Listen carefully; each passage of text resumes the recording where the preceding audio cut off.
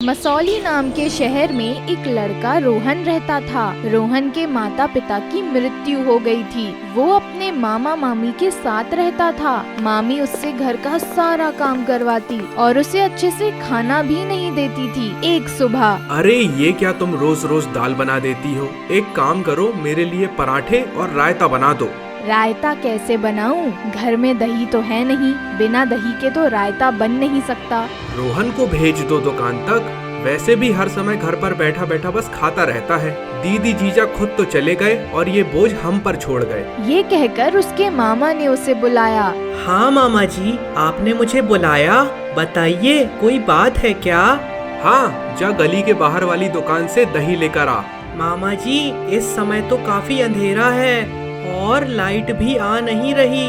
मुझे डर लगता है, मैं अकेले नहीं जाऊंगा। मामा को ये सुनकर बहुत गुस्सा आता है और वो रोहन को बहुत मारता है। वो उसे इतना मारता है कि रोहन चल भी नहीं पाता। अगले दिन, अरे ओ नवाब, उठ, सुबह से पड़ा पड़ा सो रहा है, चल उठ, बर्तन धो जाकर। मामी जी, मेरी तबीयत ठीक नहीं लग रही। कल रात से शरीर में बहुत दर्द है। मामी को भी ये सुनकर बहुत गुस्सा आया। उसने भी उसे बहुत मारा और उसे घर से बाहर निकाल दिया। वो बेचारा वहाँ से चल दिया और सड़क के किनारे बैठ गया। वहाँ एक चाय की दुकान थी। चाय वाले ने उसे देखा और उसके पास आकर बोला, बेटा, तुम यहाँ पर क्यों बैठे हुए हो और तुम रो क्यों रहे हो? तुम्हारे माता पिता कहाँ हैं? अंकल, मेरे माता पिता की मृत्यु हो गई है। मैं अपने मामा मामी के साथ रहता था। उन लोगों ने मेरे को बहुत मारा और मुझे घर से बाहर निकाल दिया। तो इसका मतलब ये है बेटा कि तुम्हारा कोई भी नहीं है। चलो तुम मेरे साथ चलो, यहाँ अकेले मत बैठो। रोहन चाय वाले की दुकान पर जाता है। अंकल, मुझे बहुत तेज भूख लग रही है। क्या आप मुझे कुछ खाने को दे सकते हैं? हाँ बेटा, तुम परेशान मत हो। एक काम करो, थोड़ी देर यहाँ बैठो, मैं सामने ऑफिस में चाय देकर आता हूँ। उसके बाद मैं तुम्हें कुछ खाने को देता हूँ। कुछ देर बाद, अंकल, आपका बहुत बहुत धन्यवाद। आपने मुझे खाने को दिया। अब मैं चलता हूँ। बेटा, तुम कहाँ जाओगे? तुमने तो बताया कि तुम्हारा कोई भी नहीं है, तो तुम इस दुनिया में कहाँ भटकोगे? मेरी भी कोई औलाद नहीं है। तुम एक काम करो, मेरे साथ ही रह लो।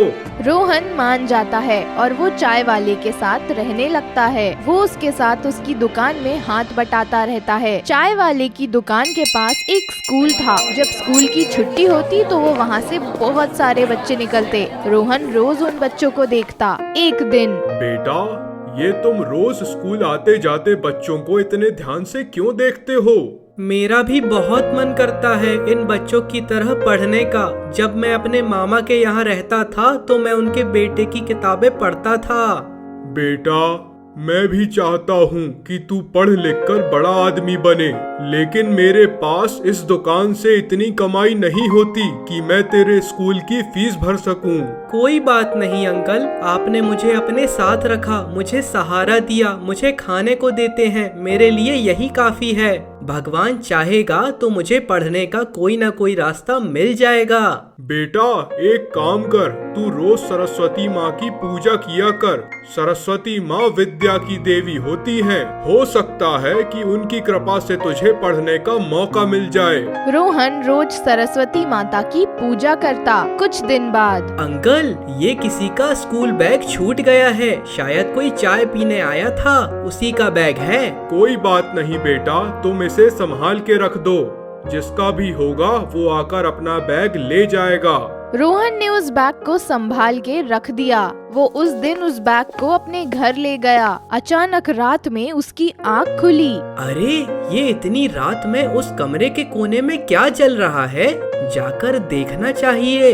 वो कमरे के कोने में गया और उसने देखा कि जो स्कूल बैग वो लेकर आया था वो चमक रहा है। उसको ये देखकर बड़ा ताज्जुब हुआ। उसने उस बैग को खोला तो उसके अंदर किताबें रखी हुई थी। रोहन ने उन किताबों को पढ़ा। अब हर रात उस बैग में नई नई किताबें आ जाती थी और वो रोहन उसे रोज पढ़ता था। ये बात उसने अपने अंकल को भी बताया, पर चाय वाले को यकीन न हुआ। एक रात रोहन रोहन को एक सपना आया और सुबह उठकर उसने अपने अंकल को बताया। अंकल, आपको पता है कि कल रात को सपने में देवी सरस्वती आई थीं। वो मुझसे कह रही थीं कि उन्होंने मुझसे खुश होकर ये जादुई बैग मेरे लिए दिया है। उनका एक दूत आया था और हमारी दुकान पर ये बैग छोड़ गया था।